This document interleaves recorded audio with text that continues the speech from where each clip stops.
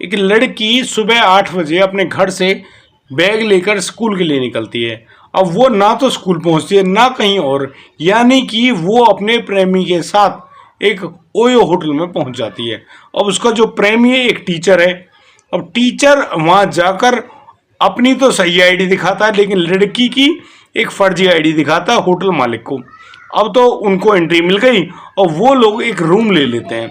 और दोस्तों, करीब शाम को 4 बजे तक उस होटल का जब कमरा नहीं खुलता है तो होटल के जो कर्मचारी हैं परेशान होते हैं, सीधे पहुंचते हैं वहां मैनेजर के पास और उससे कहते हैं कि वो जो रूम है 204 नंबर वो नहीं खुल रहा है। अब यहाँ पर मास्टर की का सहारा लिया जाता है और वह जब दरवाज़ा खुलवाया जाता है तो पूरे जो हॉस्पिटल का जो कर्मचारियों का जो ग्रुप है ना, सबकी घिघी बन गई। दरअसल उस होटल में कुछ ऐसा था जिसको कोई भी देखना पसंद ही नहीं करता। सबकी सांसें फूल गई, सभी लोग दुखी और परेशान हो गए और सोचने लगे भाई क्या हुआ यहाँ पर। वो तुरंत 112 नंबर डायल करते हैं और तुरंत मौके पर ही पुलिस को बुलाते हैं। अब जैसे वहाँ पर पुलिस आती है, पुलिस पूरे हालात को देखती है। पुलिस देखती है कि दोनों की सांसें चल रही हैं या फिर बंद हो गई हैं। पुलिस को मालूम चलता है कि भैया इनका शरीर पूरा हो गया। अब तो एम्बुलेंस बुलाई जाती है और बहुत जल्दी उन दोनों के जो शव हैं उनको हॉस्पिटल भिजवाया जाता है। वहाँ जांच करने पर पता चलता है कि दोनों की मौत हो चुकी है। दोस्तों, कौन था वह टीचर और कौन थी वह लड़की जो कि दोनों वहां पर आए? उन दोनों के बीच में शारीरिक संबंध भी कायम हुए, क्योंकि वहां पर जो मिला हुआ सामान था वह बड़ा ही मतलब कि ऐसा शक्तिवर्धक सामान था जिसको लोग संबंध बनाने से पहले यूज करते हैं। अब बस इसी कंडीशन में पुलिस के भी छक्के छूट गई कि आखिर ये लड़की कौन है और ये लड़का कौन है। अब तो जैसे पुलिस तफ्तीश करती है तब मालूम चलता है कि भैया ये मामला तो कुछ और ही था और पिछले 2.5 साल से चल रहा था। आखिर क्या था पूरा मामला, आइए जानते हैं। नमस्कार, आदाब, सत श्री अकाल दोस्तों, स्वागत है आपका हमारे यूट्यूब चैनल किसी क्राइम की। और दोस्तों, आपसे वही प्यार भरी गुजारिश, आगे बढ़ने से पहले हमारे चैनल को सब्सक्राइब करना, नोटिफिकेशन की बेल को दबाना बिल्कुल ना भूलें। दोस्तों, आज का बेहद ही हैरान करने वाला मामला सामने आया है अलीगढ़ उत्तर प्रदेश से। दोस्तों, अलीगढ़ के खेरेश्वर चौराहे के पास एक होटल है जिसका नाम द रॉयल है। उस होटल के अंदर यानी कि जब यह पूरा मामला पाया गया, उस लड़की और उस लड़के का जब वहां से उस होटल से सब बरामद किए गए तो पूरा शहर सख्ते में आ गया। भैया कौन तो वो लड़की है और कौन वह लड़का है, किसी को किसी के बारे में कोई जानकारी नहीं है। पता चलता है कि ये जो लड़का है इसका नाम चंद्रभान है और चंद्रभान के बारे में जब ढूंढकर जानकारी निकाली जाती है तब जाकर मालूम चलता है कि यह जो चंद्रभान है ये अपने घर में 3 बहनों के बीच में इकलौता भाई है। उसका पिता छोटी मोटी नौकरी करके अपने बच्चे को बीटेक करा रहा है। ये लड़का चंद्रभान बीटेक का स्टूडेंट भी होता है, साथ ही साथ अपने परिवार का जीवन यापन करने में अपने पिता की मदद किया करता है। वो एक स्कूल में टीचर भी है और उसने एक कोचिंग सेंटर भी खोल रखा है।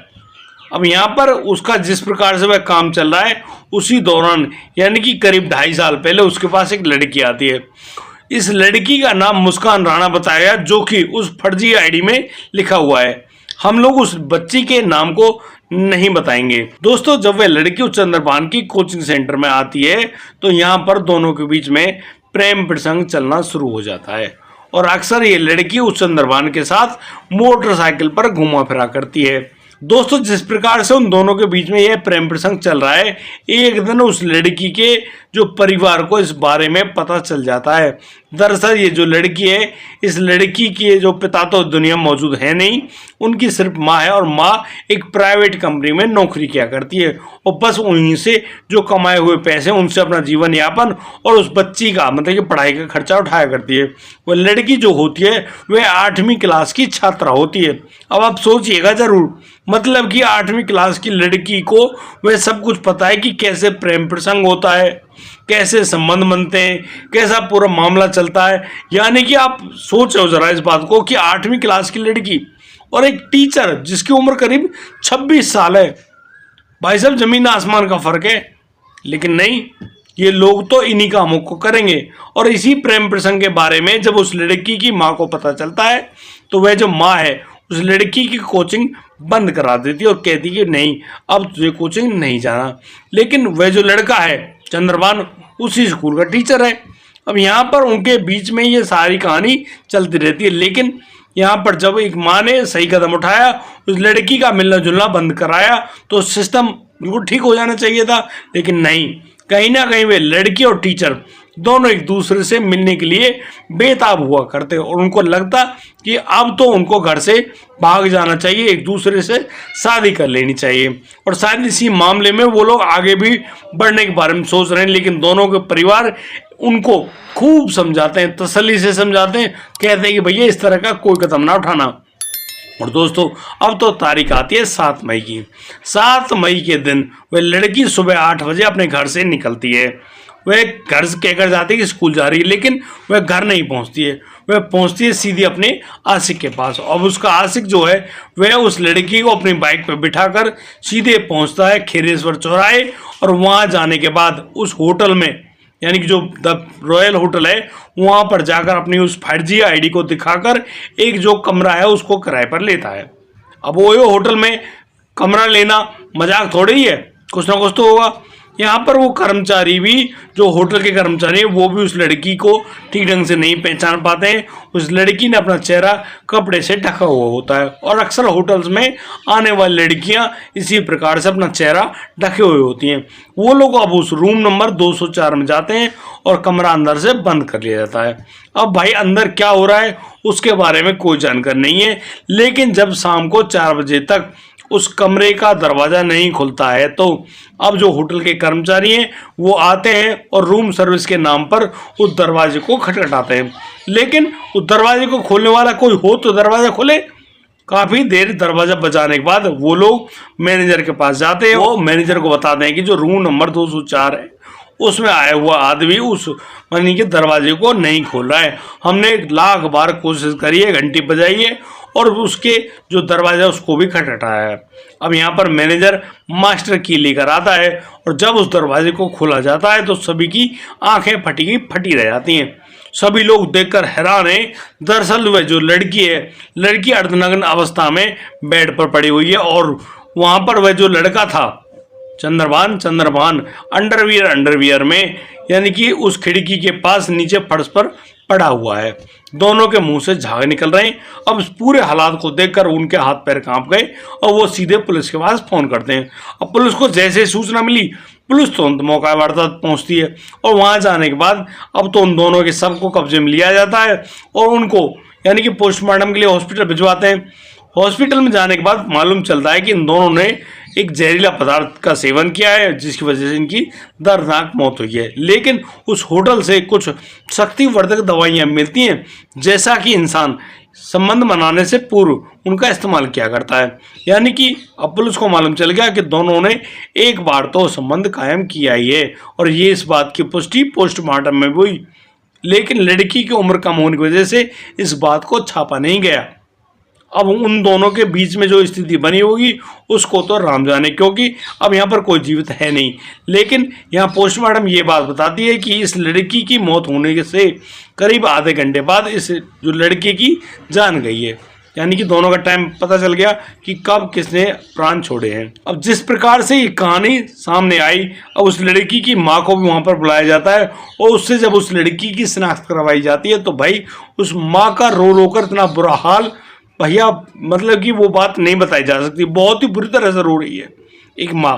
क्यों? क्योंकि उसकी बच्ची ऐसा घिनौना काम कर रही है, जिसके बाद ना तो वो इस हालात को किसी को बता सकते और ना ही छुपा सकती। भाई अब कहानी तो वायरल हो गई।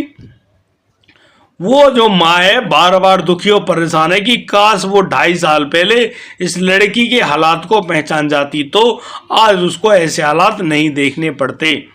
बस इसी बात को बार बार वह माँ सोच रही है और रो रही है। लेकिन अब क्या होना, पोस्टमार्टम कराने के बाद चंद्रभान के परिवार को चंद्रभान की बॉडी दे दी गई और उस लड़की की माँ को उसकी बॉडी दे दी गई। अब तो भैया उनका अंतिम संस्कार वगैरह सब हो गया। लेकिन गौर करने वाली बात यह है कि आज के इस संसार में, कलिकाल में, यानी कि इतनी 8वीं क्लास की पढ़ने वाली लड़की के शरीर में कुछ ऐसी प्रतिक्रियाएं हो रही हैं, मतलब आगे बढ़ गए। और 2.5 साल पहले उसकी उम्र क्या होगी, अब सोचो जरा। और वही लड़की उस अपने टीचर के साथ यानी कि ऐसे काम को कर रही है, वो लोग गुरु शिष्य परंपरा को बिल्कुल झुठला बैठे हैं। मतलब एक गुरु ही होता है, गुरु वही होता है जो आपको अंधकार से बाहर निकाले। अंधकार में धकेलने वाला गुरु नहीं हो सकता, उसको टीचर या गुरु कहना निहायत ही गलत है। आप इस बात को मतलब कि अपने दिमाग में भर लीजिए, समझ लीजिए कि ऐसा इंसान कभी भी गुरु के पद पर बैठने योग्य और बिठाने योग्य नहीं है। सोच लीजिए इस बात को। और अगर आपको ये बात मेरी गलत लगी हो तो आप लोग, अगर आपको मेरी ये बात गलत लगी या सही, तो आप लोग तुरंत कमेंट करके हमें बताइए, क्या हम लोगों को इस वीडियो के माध्यम से सही या गलत जो शिक्षाएं दे रहे हैं वो सही है या गलत, आप बताइए ना हमें, मालूम तो चले भैया आज की कहानी क्या चल रही है। इस पूरे घटनाक्रम को सुनाने का उद्देश्य किसी को परेशान करना नहीं है, किसी का दिल दुखाना नहीं है, किसी के दिल को ठेस पहुंचाना नहीं है, लेकिन हम इन माध्यम से आप लोगों को सावधान और सचेत करना चाहते हैं कि भैया ऐसे मामले से खुद को भी बचाएं और अपनी आने वाली पीढ़ी को भी बचाएं, क्योंकि ये जो कंडीशन है ना, ये आपकी जिंदगी को खराब करने वाली है। मनमानी आचरण आपको एक ना एक दिन अंधकार में धकेली देंगे। अब या तो भैया आप मनमानी आचरण कर लो या फिर अपनी ज़िंदगी को सही तरीके से बिता लो। तो ऑप्शन जो भी हैं तुम्हारे हाथ में। अब आपको जो अच्छा लगे, उचित लगे, उसको करो और आगे बढ़ो भैया। पीछे हटने का तो कोई नाम ही नहीं है, क्योंकि तुम बढ़ो ना बढ़ो ज़िंदगी तो आगे बढ़ रही है ना।